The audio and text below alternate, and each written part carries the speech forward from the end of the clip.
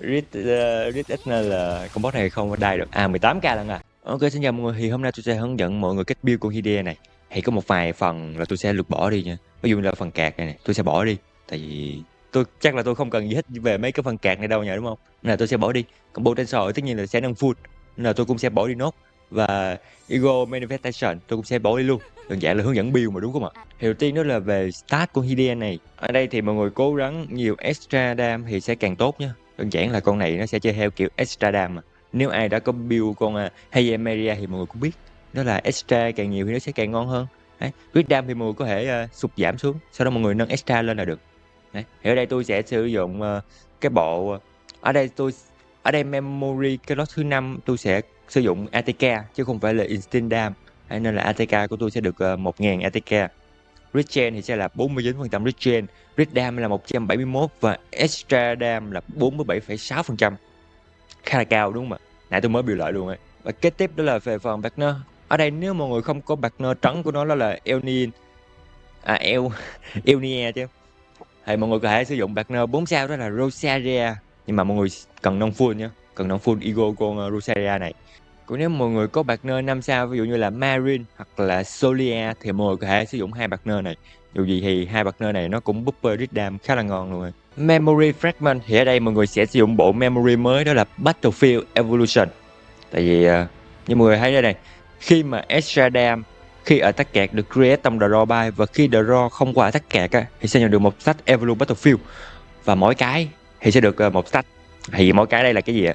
Thì khi mọi người extra dam mọi người sẽ được một stack, và khi mọi người create ở tắc kẹt mọi người sẽ được một stack, và khi draw mọi người sẽ được một stack nữa là 3 stack. Thì khi đạt được 3 stack sẽ cộng thêm 5% rít dam nữa. Như vậy là nó sẽ cực kỳ ngon cho con Hidea này và Faye, và kèm theo đó là một bộ rít dam 25%. Và có một điều lưu ý nữa khi mà mọi người sử dụng cái bộ Battlefield Evolution này cho con Hugo. Cái này ở video trước thì tôi có nói rồi, nó là con Hugo nếu mà xài bộ Battlefield Evolution thì nó chỉ kích hoạt được 2 stack thôi, đó là extra và draw không qua tắc kẹt. Đây, nên là mọi người sẽ được 20% rít dam, nhưng mà bằng một cách thần kỳ nào đấy thì con Hugo lại được 25% rít dam, nên là Hugo nó sẽ không thể nào phát huy hết tác dụng của bộ Battlefield Evolution này được. Nên là mọi người cân nhắc nha. Hiện tại là mọi người sẽ có 3 bộ deck. Thật ra là mọi người chỉ xài được có một bộ thôi. Tất nhiên là có thể xài được những bộ khác nhưng mà kiểu nó không có ok lắm á. Bộ deck đầu tiên là Rivalry Lord EB1 3S4 Hermin. Thì cái bộ deck này thì phải gọi là cực kỳ là ngon ở điểm tại luôn. Đam cực kỳ là to như mọi người thấy ở đầu video. Đấy. Thì Last Maren mọi người sẽ sử dụng cái EB này. Đó là mọi người sẽ có 3 cái debuff Ionization. Cái debuff này khá là ngon luôn ấy. Và draw 1. Còn cái Draw and Give Lee này mọi người có thể FB cái lá không code này nhá. Đơn giản là tôi kẹp chung với KCS nên là cái lá này nó sẽ có tác dụng ấy, chứ không phải là không có tác dụng nha. Thì mọi người có thể remove nó đi được. Và Big Game Ranger thì ở đây tôi sẽ sử dụng cái Big Game AB này. Nó là khi tấn công sẽ có 2 zero in, và khi kích hoạt Attunement thì sẽ được 2 zero in nữa. Thì kiểu gì mọi người cũng sẽ được max stat đó là 60 zero in khi mọi người kẹp chung với cái Create 4 Hermin này. Tại vì dù gì thì nó cũng sẽ luôn luôn kích hoạt cái Attunement này mà, đúng không ạ? Và với bộ deck này nếu mà mọi người muốn ngon hơn thì mọi người sẽ cần Divine Epiphany giảm cost 4 lá. Đấy, thì nó sẽ ngon hơn nhiều cơ. Thì nó như bộ deck của tôi đang sử dụng luôn nè. Đây, giảm cost các kiểu bla bla bla. Và bộ deck thứ hai đó là Vector. Ở thời điểm hiện tại thì cái bộ này theo tôi thấy thì như tôi nói hồi nãy là nó không quá là ok lắm. Đơn giản là nó đam AOE. Đam AOE là cái scale nó khá là thấp. Tuy nhiên thì nó vẫn có đam nha. Đam cũng khá là ok đấy. Thế nhưng mà tôi đánh giá không cao lắm. Có thể là nó sẽ ok khi mà con Arabella, một con limited kế tiếp xuất hiện. Nó sẽ kết hợp với cái này nó sẽ ngon hơn cơ. Còn hiện tại thì tôi thấy không ngon lắm. Ở đây big game mọi người sẽ sử dụng đó là khi mà apply harmful thì sẽ được 5 zero in. Harmful ở đây là debuff nhé. Và cái feature này thì nó là debuff mà, đúng không ạ? Thì apply debuff thì nó sẽ được 5 zero in. Plasma thì tất nhiên là mọi người sẽ sử dụng 3 ionization rồi. Cái debuff này nó rất là ngon mà, không lẽ không sử dụng ư? Draw and Replay ở đây tôi sẽ dùng Draw 2. Tại vì cái Create 3 Vector này nó không có từ Draw được. Và bộ deck thứ ba đó là bộ deck support. Nhưng mà theo tôi thấy thì tôi nghĩ mọi người nên sử dụng Veronica hoặc là AD hay support thì nó sẽ ok hơn rồi. Kiểu nó chỉ draw thôi và nó không có tác dụng gì cả. Hay qua đấy mọi người có thể dùng KCS Draw, tôi nghĩ nó còn ok hơn luôn. Dù gì KCS nó sẽ được búp Marao này đấy.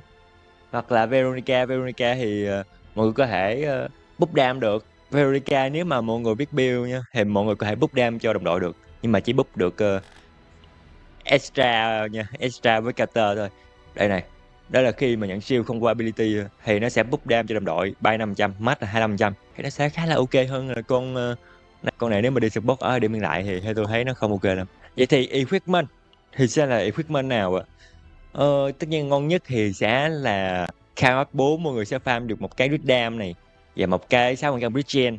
Mấy con này thì rất cần Regen luôn ấy, kiểu bắn hụt liên tục luôn, thì tất nhiên là phải cần Regen rồi đúng không ạ? Còn nếu mọi người muốn kiếm cái lá Revenge Hunt Survival này thì mọi người cần đi Chaos nhé, cần đi Chaos ở trong event thì mới có được.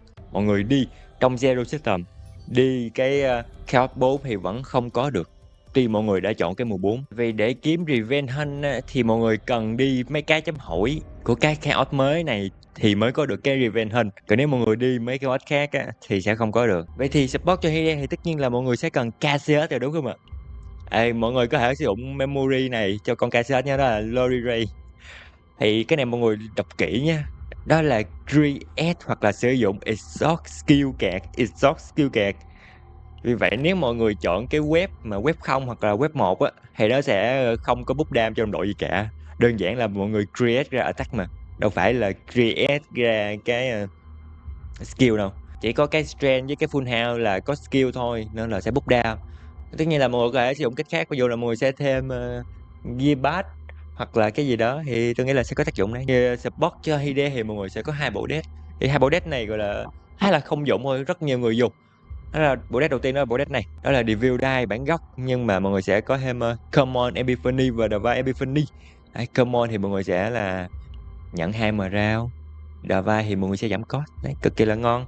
Dietrich thì mọi người cũng sẽ là Common luôn, 3 Marao. Còn nếu mọi người muốn một bộ deck support cho Hide ok hơn, và cũng là một bộ deck tôi đang xài luôn, đó là mọi người sẽ không cần Divine gì cả. Tất nhiên là nếu mà muốn ngon thì sẽ cần Divine lên. Ở điểm hiện tại thì tôi sẽ recommend mọi người đó là Divine lên nha. Divine cái lá Dietrich này lên thì nó sẽ ngon hơn cơ. Đấy, thì bộ deck nó sẽ như thế này. Đấy, không cần Divine gì cả. Tất nhiên là muốn ngon thì mọi người sẽ cần Divine lên.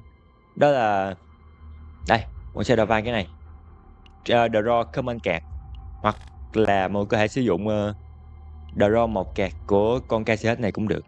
Nhưng mà theo tôi thì chắc là cái này đi, này nó sẽ ok hơn. Thực ra tôi cũng định Divine lên đấy, tại Divine thì nó sẽ mượt hơn, nó ngon hơn cơ. Và cái tiếp đó là Ray. Support cũng khá là ổn, và đây là bộ deck tôi đang sử dụng. Nếu mà mọi người muốn đi solo hoặc ra Ray thì mọi người kẹp chung với Hide là kiểu chỉ đi solo thôi. Đấy. Hoặc là mọi người có cách build khác thì mọi người có thể build theo. Nhưng mà cái lá này thì mọi người đổi nhé, đó là cộng 40% đam dưới một cost. Tại đơn giản là cái lá Hummin của con Hide đó là lá không cost.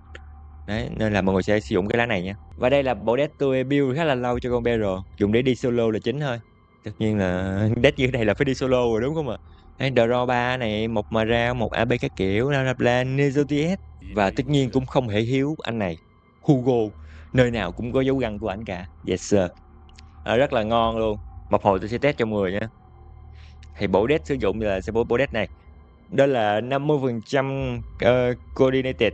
Thì ở đây tôi nghĩ là mọi người copy 3 lá, có nghĩa là mọi người sẽ có 4 lá như thế này thì nó sẽ ngon hơn cơ. Tất nhiên là nếu mà ngon hơn nữa thì sẽ cần Divine nha. Divine giảm cost đầu tên thì nó rất là ok. Tất nhiên là với bộ deck như thế, không có Divine cái đây trick và cũng không Divine giảm cost cho con Hugo thì tên đầu tiên của mọi người nó sẽ kiểu như thế này. Ok boy. Mọi người sẽ bỏ đi tên đầu tiên này. Tên đầu tiên với tên thứ hai hầu như là chỉ set up thôi. Tất nhiên là mấy con vá này sẽ quả mọi người. Yeah. Đây, bây giờ tôi sẽ chọn không có nha. Đơn giản là nó dễ kích hoạt hơn. Đấy. Giờ tôi sẽ draw này. Tên đầu tiên với tên thứ hai là chỉ là setup thôi. Còn những tên sau thì mọi người chỉ cần gọi là vuốt lên là xong. Không quá là khó khăn lắm đúng không ạ?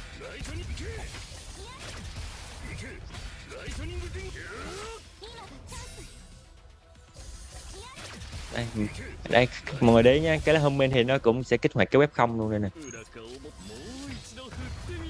Nên là tôi sẽ xài web không để nhận được mà rao nhiều hơn. Cái mắt búp là 70 mà rao, mắt búp là 20 mà rao. Chính xác là 20 mà rao nha. Tất nhiên là nếu mà có survival giảm 3 của tiêu thì tôi nghĩ là nó sẽ rất là ngon. Với Hugo cũng khá lực nha. Hugo một kiếm cũng là rất lực đấy, với một con chó như tầm 3 cái mấy rất lực. Đây sẽ có trường hợp là mấy cái lá homing nó sẽ như thế này. Vì vậy cái việc mà cần cái Droid and Ripley nó cũng rất là ok. Mọi người sẽ xào bài lại rất là ngon. Còn nếu không thì ba cái lá này có mùi sẽ bị kẹt ở đây đấy. Đây Droid and Ripley đây này, sau đó nó sẽ draw lại ba lá này nếu mà hên. Không, bây xui rồi, nhưng mà không sao, cũng vẫn ok mà đúng không ạ? Một hồi mình sẽ draw được ba lá đấy. Đây, và bây giờ là tới con boss cuối cùng. Đây boss cuối cùng để tôi xem cái deck này. Ok, bây giờ tôi sẽ sử dụng KCS nha. Quái vãi cũng đau lắm mọi người. Tên đầu tiên không nhỉ? One turn skill không? Chắc là không luôn.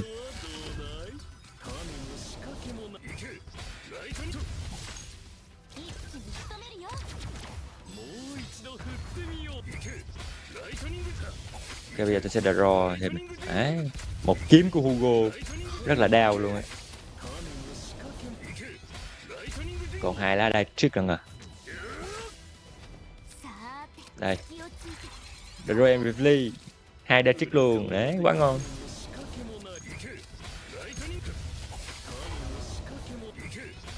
Bút thêm mà ra không nhỉ?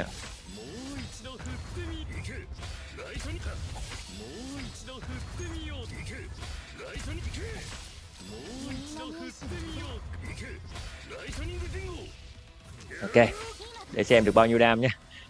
Nhưng mà cái dấu tích nó không mất đi, có nghĩa là con boss còn sống.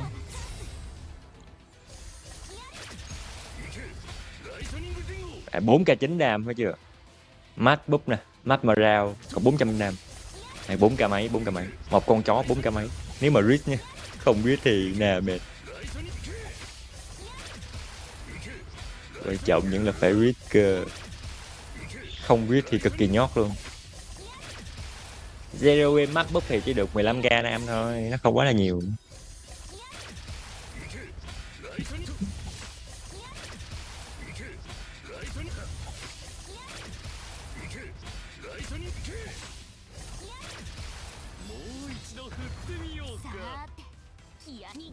Ok, tôi nghĩ là có thể win được. 30k đam. Nó còn mất cứu tiếp á. Có nghĩa là con boss này còn HP. Nhưng mà với 60 Zeroin thì con boss này có thể cút. Tôi nghĩ là còn một tí nữa thì con boss này sẽ cút đó. Đúng thật, còn 2k7. Có vấn đề là nó không risk. Risk ít nên là con boss này không đai được. 18k lần Vậy mẹ, hình như 200k đam đúng không ạ? Rất là ngon. Nó sẽ chơi thấy cũng rất là mượt đúng không ạ? Chỉ cần bỏ 1-2 tên đầu ra setup thôi. Nó hơi đậm mau một tí nhưng mà ok. Vậy nếu mà muốn ngon thì mọi người sẽ cần đào vai lên nha. Đào vai cái đại trick này lên thì tôi nghĩ là nó sẽ mượt hơn nữa.